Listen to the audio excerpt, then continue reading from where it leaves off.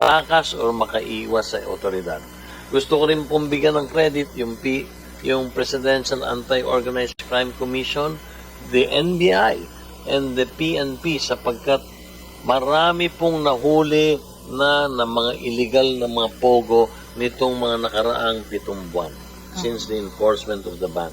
We have gained so much and tulad po ng binanggit ko bago yung ban, it will be a big challenge to law enforcement agencies, but I think they've stepped up and they're doing their best para po mahanap at mahuli na ang mga nasabing illegal na pogo nito. Alam niyo ba, Congresswoman, kuminsan umuupa na sila ng mga resort sa malalayong sa mga liblib na mga probinsya natin. At doon sa resort na yun, doon na rin sila nakatira, doon na rin sila nag-ooperate, nakasarado yung resort. Ay, yung resort owner naman wala naman siyang low or high season na dahil binayaran na ng ilang taon in advance yung kanilang resort para to host these small cell-type operations na mga illegal na pogo. Honorable Chair, meron po ba tayong listahan? Ilan po ba yung mga pogo sites that have remained to operate illegally? Tungkol po sa listahan wala po akong listahan na sapagkat wala na po sa control namin ito. This is ban. Ang tulad ng binanggit ko sa inyo, ang sinusubaybayan po ng PAGCOR ay yung mga kinansela naming mga lisensya ng pogo. So, hanggang dun po ay binabalik-balikan namin, ulitin ko, yung mga tanggapan nila at sinisiguradong wala na silang operation doon. Hanggang doon lang po kami. Talagang law enforcement na po ang merong gawain na hanapin at tugisin at isara at hulihin ang mga illegal na pogo na yan. Honorable Chair, ano po yung kasiguraduhan natin? Paano natin nakikita kung paano hindi makukontinue mag-operate ang isang pogo, mag-rebrand lang sila into something else, tapos magpapalisensya sa inyo? Sa amin po, una bawal na po maglisensya PAGCOR. Utos po yun ni Pangulong Ferdinand Marcos Jr. na ang totoo po, nung inutos niya yun, nung SONA noong 2024, dahan-dahan na po namin finish out. At ang natitiyak ko po sa inyo, yung mga may lisensya nung araw, 100% po kanselado na ng PAGCOR at wala na rin pong karapatan ng PAGCOR na mag-issue pa ng bagong lisensya kung ito ay lisensya para sa pogo. Honorable Chair, rather than a different pogo, paano kung may isang pogo na mag-rebrand lang as online gambling site, tapos from there ay magpapalisensya siya? Maingat po kami sa paglilisensya sa online gaming. Ang totoo po may moratorium sa paglilisensya ng online gaming. Magsimula po nung March 1, 2024, hindi na po kami naglilisensya ng online gaming. Pansamantalang hininto ko po yan para hindi masyadong lumaganap ang online gaming. So, wala po. Only those who have applied prior to March 1, 2024, yun lang po ang pinoprocess namin. Pangalawa, Congresswoman, gusto ko lang bigyan ng pansin, mahuhuli po yung magre-rebrand lamang. Sapagkat, Congresswoman, 99% po ng empleyado ng Pogo foreigner. Samantalang sa online gaming po, 99% ang empleyado Pilipino. Kaya makikita po yun.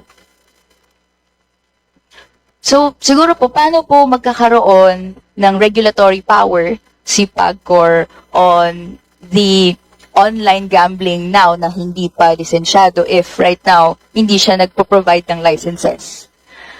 Hindi po. Meron nga po kaming regulatory structure na sa pangkasalukuyan. Ang sinasabi ko lang po, hindi po kami. We had set a moratorium for online gaming licenses since last year. So, definitely, we are not entertaining new licenses. I'm clarifying only those who had applied prior to. And then, ma'am, ang Congresswoman, ang masasabi ko lang po ngayon, meron man bago nag-a-apply, salang-sala po yun.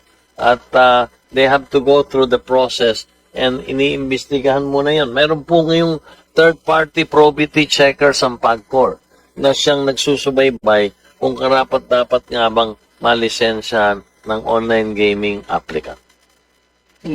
That's all my questions. Thank you po, Madam Chair. Salamat din po. Thank you very much, Representative Ko. Next to interpolate, on the part of the majority, Representative Rolando Valeriano. Thank you, Madam Chair. Magandang umaga po, Chairman Tenko. Magandang umaga po, Congressman Sige Valeriano. po. Siguro naman po hindi lingid sa kaalaman ninyo, here in Congress, meron na pong nagpasok ng mga House Bill in regards to online gambling, total ban. At isa po ako ron sa nagpasok yung House Bill 1455. Pero lalayo ko muna, noong 2024, ang income ng PAGCOR is 111 billion more. Tama po? Sa kabuuan po, 112 billion po noong 2024. 2024. Tama po kayo ron. Yung po ay may pogo pa noon. Meron pa pong pogo Diba? noon. Up to December, ano po? Hanggang katapusan po ng December 2024 po ang pogo na pinayagan po. Magkano po ang naging share ng taxes ng pogo noong 2024? Ang pogo po noong 2024 ay nagbigay ng kita sa PAGCOR ng halagang 6 at kalahating bilyon piso. 6.5 B. Opo. So, in short, by 2025, mawawala tayo ng 6.5 billion because of pogo. Zero po ang income ng pogo sa taong ito. Pero sa estimated niya po, yung projection niya ng 2025, mas malaki yung projection ng PAGCOR, 116 plus. Billion po. Paano po nangyari yun? Paano pong nangyari? Sapagkat po nga, lumaki po ang kita na nagmumula sa online gaming. Lumago po ang online gaming industry at kung makikita nyo po yung ulat na prinisenta namin kanina, 60% na po ng kabuuang kita ng PAGCOR ay nagmumula na po sa online gaming. Yung pong 38% ay nagmumula naman po sa land-based casino operations. So ito po yung mga integrated resorts. The traditional one. Yes, sir. At yung pong mga integrated resorts na malalaking linisensya ng PAGCOR nito pong 2014. So doon na po nagmumula ang revenue. So ang revenue mix po, 62% po sa pangkasalukuyan ay nagmumula sa online gaming at yung balanse po ay nagmumula sa land-based casinos po. Pakilinaw niyo lang po, medyo nalilito po ako. Sabi niyo kanina po, in-stop na ang accreditation ng online gaming since 2024? Am I correct? Meron pong moratorium, hindi Moratorium. po tayo naglilisensya sa pangkasalukuyan. Pitong po halos sa pangkasalukuyan, 72 ang something like that, ang pangkasalukuyan licenses. Ito po ay hindi sa pangkasalukuyan nadadagdagan dahil nag-impose po ang PAGCOR board ng isang moratorium sa pangkasalukuyan. Since when po? Yung moratorium? March 2024 po. March 2024. Opo. So, ibig sabihin po, from March 2024 up to now, hindi po nadadagdagan yung online gaming. Hindi po. Ang Operator. amin lang pong pinoproseso ay ang mga aplikante na nakapag-apply bago po doon sa itinakdang moratorium ng PAGCOR. So, is it safe to say, Chairman, na mas naging addict sa online gaming nitong 2025 tayo? Yun po ang naging trend. Sasabihin ko po, yes sa kasagutan ninyo. Yan na po ang trend ngayon because of the advances of technology. So, Because that is only on 2025? 24, kung makikita nyo po yung ulat, dahan-dahan na pong umaakyat ang revenue na nagmumula sa online gaming magsimula po noong 2021. So, dahan-dahan na pong umaakyat. Pero, Congressman Valeriano, nito pong 2024, talagang exponential na po yung naging growth. Kakaiba na po. Tapos ito pong unang 7 buwan, pwede ko na pong sabihin, ang unang 7 buwan ng taong pangkasalukuyan ay patuloy pa rin po ang growth na ito. Sa taong pangkasalukuyan po kung di ako nagkakamali, 32% po ang inilaki muli ng revenue na nagmumula sa online gaming. Dito lang po ito sa unang 7 buwan ng 2025. Dito po sa 112p, magkano po ang naging share ng online gaming at the time, 2024? Kung masasabi niyo po, kung meron kayong data dyan. Palagay ko po, 55 billion. 55p. Opo. In 2024 pa lang po yun. Ang nakikita ko pong, At ngayon pong 2025, tinitingnan ko po another growth of mga 20 to 25%. Pinoproject ko po sa 2025, kung patuloy pong walang total ban, ang magiging revenue po magmumula sa online gaming nasa sa mga 60 to 62 billion. so hindi po 25% yun. Kung 55p ang 2024, 49.8 po nung 2024. 49.50 So, 50 billion po. billion. Opo. So almost 45%. Mga Roughly. high 30s po. High 30s, Congressman. Yung growth. Hindi po, mga 45% ang share ng 2025. Mga ganun po. Opo, diba? yung share po ng online gaming noong 2024, nasa sa mga 40+% po. Pero this year po, nakikita ko po, aakyat ito sa mga 60 to 62%. 62% Opo. of the estimated collection. Opo, in estimated gross revenue po para sa taong 2025. So mga 70B po ang magiging share. If ever. Pwede pong between 65 to 70 billion po. And minus the 6 point something billion na nawala sa Pogo, and still you have an estimated of 116, Opo. 117. Pumalit po yun. Tsaka, Congressman Valeriano, nawala din po yung income sa isabong.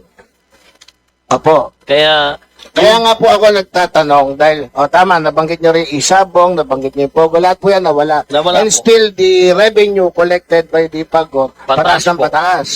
Hindi ho ba dahil sa magaling kayo o dahil sa online sabong o online gaming? hindi po. Nagmumula po yung growth na yan galing sa online gaming. Kasi kung titignan ka po, before, nagkaharap po tayo noong 2024 regarding sa good and bad Pogo. Hindi po ba? Opo. If you remember. Opo, naalala ko po. So, 6 point something billion na nawala sa Pogo, plus nawala pa Isabang, and still, pataas kayo ng pataas sa revenue collection. And that is because of online gaming. Opo, ang nangyayari po, Congressman, yung online gaming po kasi, hindi naman po ini-induce or binibigyan ng ang ginagawa ng Pagcor ay palakasin. Sa sarili lang po niya, yung pong mga illegal, marami na rin pong mga naglalaro sa illegal, lumilipat na rin po sa legal Sapagkat nakikita nila, wala po silang panalo sa illegal. Hindi po parehas. Madalas ang reklamo na tatanggap namin, hindi sila nababayaran.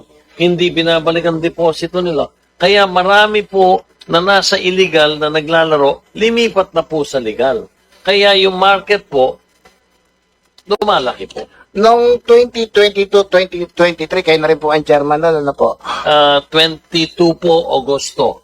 Apo, if you will remember, kung yung recollection nyo, magkano po naging share ng online gaming 2022 and 2023? Significant na rin ba? Ang naging income po ng Pagcor sa online gaming noong 2021 at 2022 ay himigit kumulang po 6 na bilyong piso. 6 billion. Opo. Compared to Ngayon your po, estimated your sa projection, taong pong ito, 70s. mga high 60s po to low 70s. But in 2023, Pagcor survived. 23 po. Oo. Opo. Ang naging income po ng online gaming noon ay nasa sa mga 20-something billion na po noong How much 2020. is your actual